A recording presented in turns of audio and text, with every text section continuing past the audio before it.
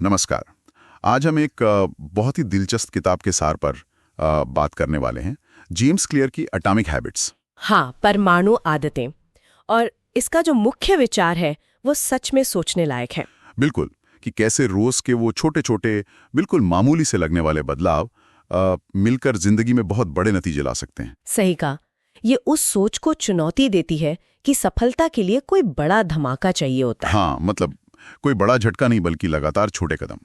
इसकी शुरुआत ही होती है हर दिन 1% बेहतर होने के सिद्धांत से। सुनने में तो ये कुछ भी नहीं लगता है ना, 1% क्या होता है। सही बात है, पर सोचिए, अगर हर दिन सिर्फ 1% सुधार हो तो साल के आखिर तक वो असर जुड़ते जुड़ते आप 37 गुना बेहतर हो सकते हैं। बिल्कुल, ये कंपाउंडिंग वाली बात है। किताब में वो जो प्लेन वाला उदाहरण है ना, कि लंदन से न्यूयॉर्क जा रहा विमान अगर रास्ता सिर्फ कुछ डिग्री भी बदल दे, हाँ, तो वो उतरेगा कहीं और ही।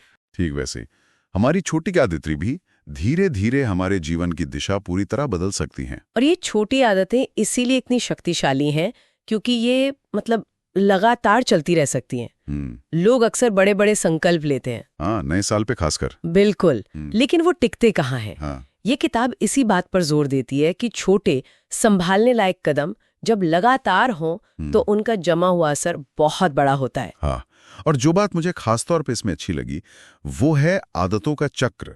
जो किताब समझाती है वो 4 हिस्से: संकेत, लालसा, प्रतिक्रिया और पुरस्कार। Q, craving, response, reward. हाँ, क्यों, क्रेविंग, रिस्पॉन्स, रिवॉर्ड।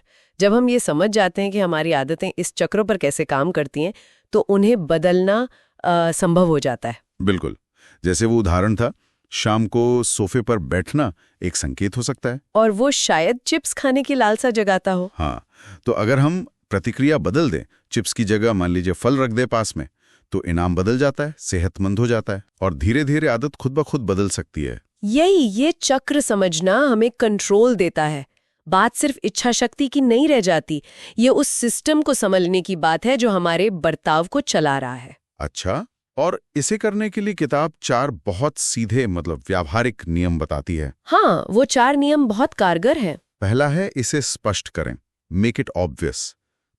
अच्छी आदत का जो संकेत है उसे एकदम सामने रखो। जैसे सुबह दौड़ने जाना है तो रात में ही जूते दरवाजे के पास रख दिए, नजरअंदाज करना मुश्किल हो जाए। सही। दूसरा है, इसे आकर्षक बनाएं, मेक इट अट्रैक्टिव। आदत को ऐसा बनाओ कि उसे करने का मन करे। हाँ, जैसे अपना पसंदीदा गाना सुनते हुए कसरत करना या किसी दोस्त के साथ करना। बिल्कुल। तीसरा, इसे आसान करें, मेक इट ईजी। शुरुआत एकदम छोटी होनी चाहिए। वो 2 मिनट का नियम यहाँ बहुत काम का है। हाँ, कोई भी नई आदत बस 2 मिनट के लिए, जैसे रोज 1 घंटा पढ़ने का सोचने की बजाय बस किताब खोलकर 1 पैरा पढ़ लेना, या जिम जाने के कपड़े पहन लेना, बस इतना ही। बिल्कुल। और चौथा नियम है, इसे संतोषजनक बनाएं, मेक इट सैटिस्फाइंग। हाँ, आदत पूरी करने पे तुरंत कोई छोटा सा संतोष मिलना चाहिए। जैसे कैलेंडर पर एक टिक लगाना या किसी ऐप में अपनी प्रोग्रेस ट्रैक करना। दिमाग को लगना चाहिए कि हाँ, कुछ हुआ। और बुरी आदतों को छोड़ने के लिए बस इन्हीं नियमों को उलट देना है। उसे अदृश्य बनाओ, अनाकर्षक, मुश्किल और असंतोषजनक। ये नियम इसलिए अच्छे हैं क्योंकि ये बाहरी माहौल और प्रक्रिया पर जोर देते हैं, न कि सिर्फ अंदरूनी प्रेरणा पर। हाँ, क्योंकि प्रेरणा तो देखो आती जाती रहती है, भरोसे लायक नहीं होती हमेशा। सही कहा। लेकिन अगर माहौल सही बना दिया, आदत शुरू करना बहुत आसान कर दिया, तो टिके रहने की संभावना बढ़ जाती है, चाहे मूड कैसा भी हो। बिल्कुल। और यहीं पर वो सिस्टम वाली बात आती है। किताब कहती है, लक्ष्यों से ज्यादा अपने सिस्टम पर ध्यान दो। हाँ, लक्ष्य तो नतीजा है, सिस्टम वो प्रक्रिया है जो रोज उस नतीजे की तरफ ले जाती है। जैसे रोज रात को अगले दिन के कपड़े तैयार रखना एक सिस्टम है, या रोज सुबह उठकर 1 गिलास पानी पीना। ये छोटी छोटी चीजें जो लगातार की जाए। ब्रिटिश साइकिलिंग टीम वाला उदाहरण भी शायद इसी से जुड़ता है। हाँ, कि कैसे उन्होंने हर छोटी चीज में 1% सुधार करके बड़ी सफलता पाई। वो एग्रीगेशन ऑफ मार्जिनल गेन्स। तो इस पूरी चर्चा का निचोड़ क्या निकलता है? मेरे ख्याल से तो यही कि बड़े बदलावों के लिए बड़ी छलांगे जरूरी नहीं है। छोटे लगातार कदम जब एक अच्छे सिस्टम का हिस्सा हो तो समय के साथ वो असाधारण नतीजे दे सकते हैं। ये किताब एक तरह से खुद को बेहतर बनाने का एक प्रैक्टिकल रोड मैप है। और ये नजरिया सिर्फ व्यक्तिगत आदतों तक ही सीमित नहीं है। कुछ नया सीखना हो, कोई बड़ा प्रोजेक्ट करना हो, हाँ, हर जगह यही सिद्धांत काम करता है। किसी बड़ी चीज से घबराने की बजाय उसे छोटे रोज करने लायक हिस्सों में तोड़ लो और लगातार करते रहो।